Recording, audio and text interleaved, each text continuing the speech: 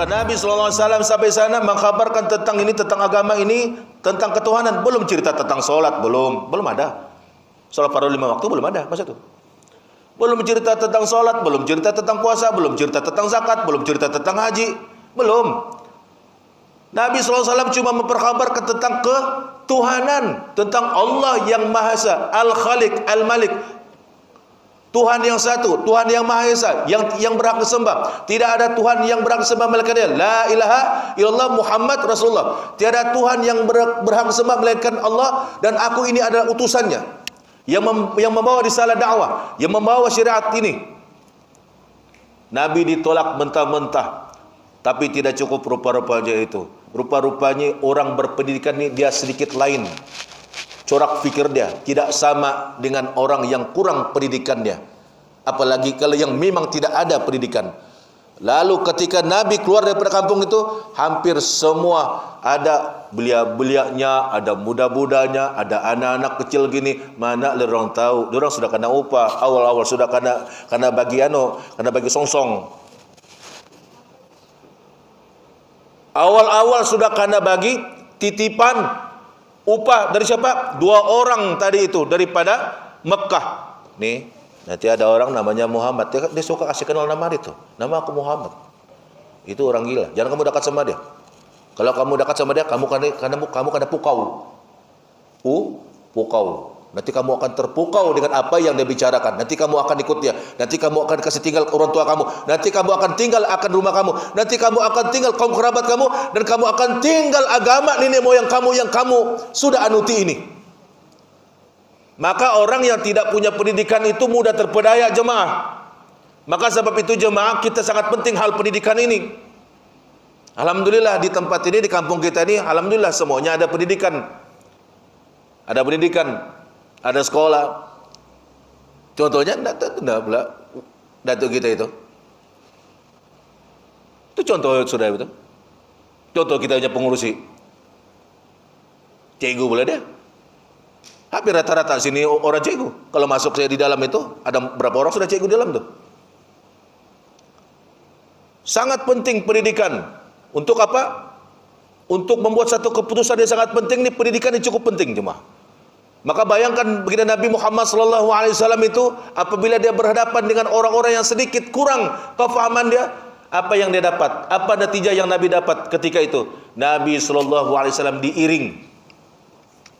Tapi bukan dengan kompang lah, tidaklah marhaban, ya thaibah, ya thaibah. Nada.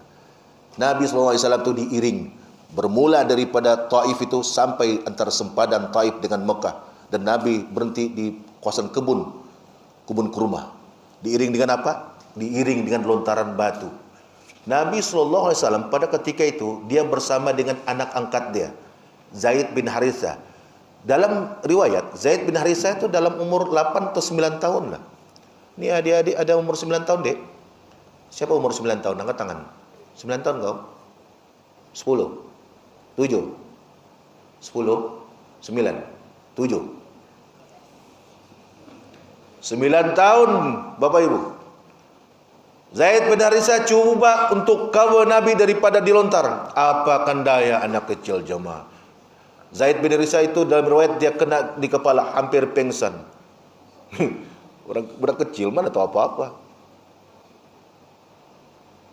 Tapi iman yang membentuk Zaid bin Harithah itu sangat memahami bahwasanya insan ini perlu perlu dibantu. Itu kecil.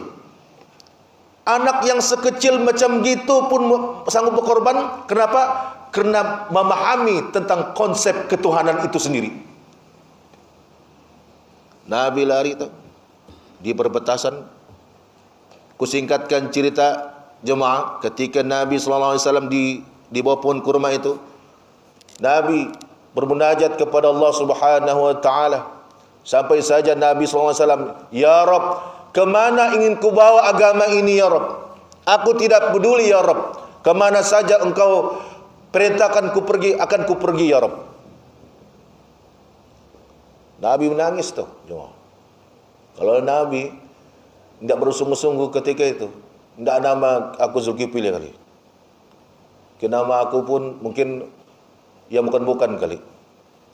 Ipitrik kali kah? Gali lah. Kalau Nabi tidak bersungguh-sungguh, tidak sedap-sedap nama kita, masjid ini begitu ada kali. Tapi ketika Nabi sendiri itu jemaah, malaikat Jibril bertemu dengan Allah Subhanahu wa taala. Karena Allah Subhanahu wa taala memanggil Jibril. Lalu kata Allah Subhanahu wa taala, "Ya Jibril, pergi kau bertemu dengan malaikat yang menjaga dua gunung itu. Suruh dia bertemu dengan kekasihku Muhammad."